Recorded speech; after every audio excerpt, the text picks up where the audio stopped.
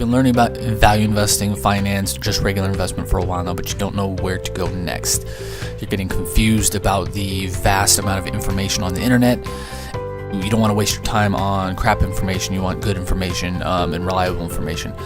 In this series of videos on value investing and finance education, you will find those answers to those questions and much more. My name is Jason Rivera. Welcome to Value Investing and Finance Education.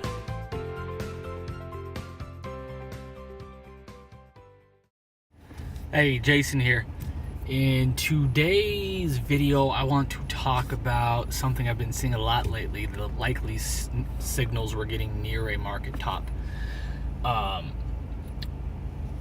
don't time the market. If you watch any of my videos, I don't time the market. I don't forecast. I don't do any of this kind of stuff. So why am I talking about market timing in this video? Because I continue to see over and over articles asking the question, is value investing dead? Continue to see articles with that title or a very similar title. No, value investing is not dead. It works in every single aspect of your life. It's not dead. The reason these articles are saying value investing dead, and it's pretty much just clickbait, is because they're saying that in this bull market, value investing has underperformed growth investing. Duh. If you know anything about investing, value investing, finance, you've watched I've actually talked about this. Last week, I released the Throwback Thursday where I said, when does value investing work best? It works best either in a stagnant market that's not really moving up and down much, or in a down market, recession, depression, whatever the case may be. And a market that's going straight up, and this market's been going straight up for 9 years now, value investing will underperform growth investing. It's been statistically proven that will happen. So I don't know why I continue to see all these articles asking if value investing is dead.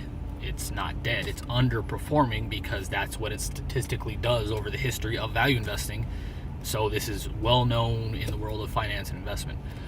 That's why I call these articles clickbait, because most of them say the same thing. They get into the talk of the bull market going on, the longest bull market in the United States market history, and growth investing has outperformed value investing, and value investing does better in down markets. So essentially, these are just clickbait articles.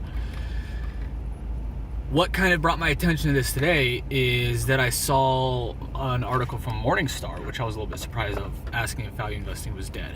Not necessarily because they talked about it, but because Morningstar is a pretty prominent news and information, value investing information source. It's where I get all of my preliminary analysis information on companies from before I dig into the financial statements. So I was a little bit surprised to see that, but again, the article was very similar. It's blah, blah, blah, all that kind of stuff I just went over. So another reason I want to talk about this today is because on occasion, one of these articles will ask the question, is the market different now? Have we controlled the market? Is this time different? If you see terms like this, they're wrong. I think it was Henry Singleton who said, if you ever see anyone ask the question or say something that this time is different, they're full of shit, and you're getting probably near a market top. People ask the question, is this time different? Pretty much any time near a market top. If you go back and read financial history of any kind, before the bubble popped, sometime before that, a lot of people were asking the question, is this time different? The answer is no. This time is not different. The rules of economics and laws, if you want to call them, of economics still persist. There will always be bubbles as long as we have fiat currency and Federal Reserves around the world, which we do. There will always be bubbles. It doesn't matter how good the governments get at controlling the economies, because they can't control the economies. there are unintended consequences to everything that all these governments around the world are doing, and you can see that in emerging market countries right now. Argentina. I posted an article in the Facebook Value Investing Journey Facebook group about this the other day. Argentina just raised their interest rates to 60%, which is insane, and they have 30% inflation. Insane. Why is this happening in emerging markets? Argentina, Turkey, other emerging markets. Why is this happening in emerging markets? The kind of theory is that because all of the major kind of developed countries in the world printed so much money and devalued their currencies so much during the last recession, and they had to put the money somewhere, and they wanted to get a higher return, so they invested in these kind of higher risk, in quote, emerging markets to earn a higher return. Now that interest rates are rising, they're taking the money out of these emerging markets, and it's crushing these emerging markets.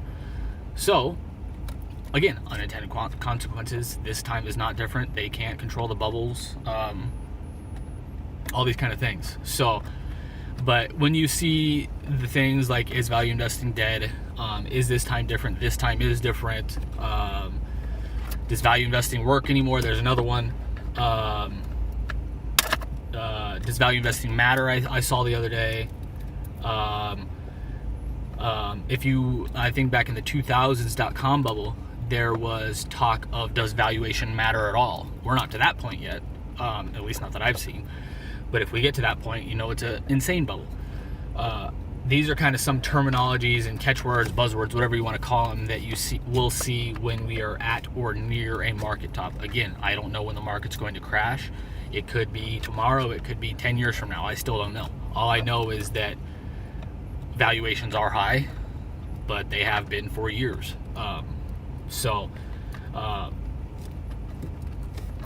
if you see any kind of these terms, and if you're, again, in the finance investing realm like I am, you probably have seen, is value investing dead?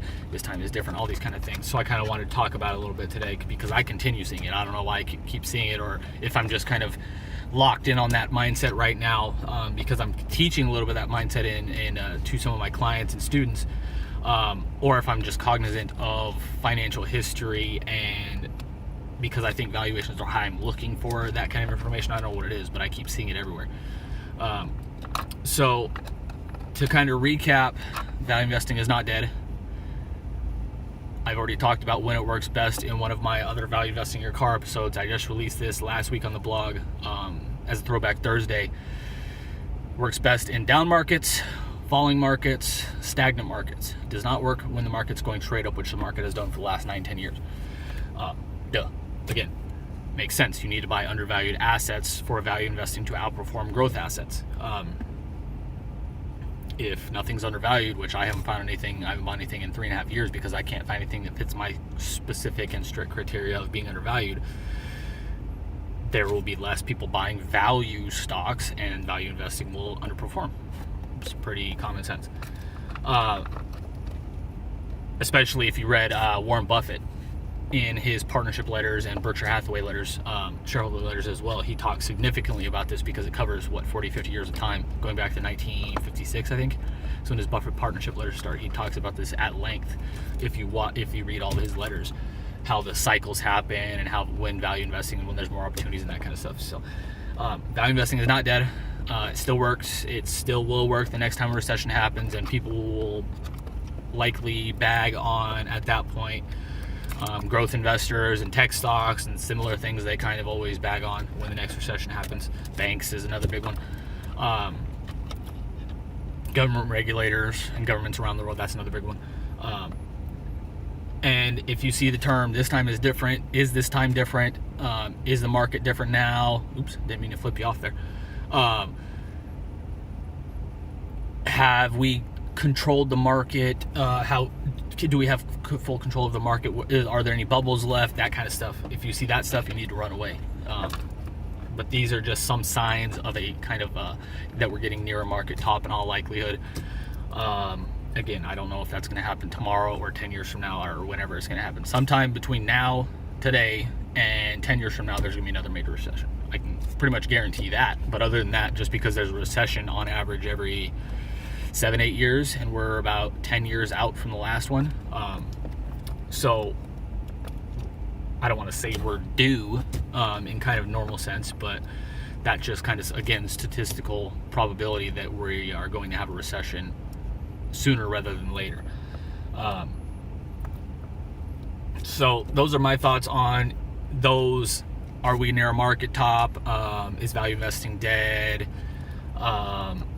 Is this time different? I'd love to hear your thoughts on all this below. I know, especially value investors, we probably have very strong opinions on this, which I do, and why I wanted to share it with you. I'd love to hear your comments below on this topic, because again, value investors, we love talking about this kind of stuff because we love value investing. Is kind of talked about as, especially when the market's going straight up, it's Buffett for years heard, why aren't you buying this, why aren't you buying that, why aren't you in the tech stocks, why aren't you in more high growth assets, all that kind of stuff. And we as value investors hear a lot of the similar stuff. So I'm sure many of you out there have strong opinions on this. I'd love to hear them. Make sure to watch our other series. I already mentioned the Value Investing in Your Car series, case study series, free training series, behind the scenes series.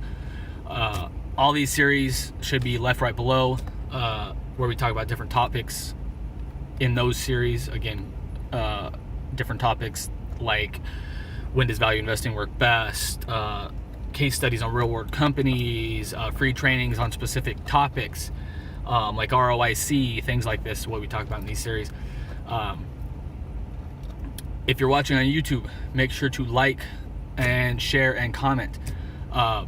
Also, if you comment below, I'm very active personally in the comment section. I answer every single comment myself. If you really like this video, make sure to subscribe and hit the bell so you're notified anytime we release a new video. And we are releasing new videos almost every single day. We're up over 370 videos as of this recording. So we're releasing new videos almost every single day. So you're notified if you hit the bell anytime we release a new video and we release new content. Hope you got some value out of this and learned a lot, and thanks for watching. Have a great day. Bye.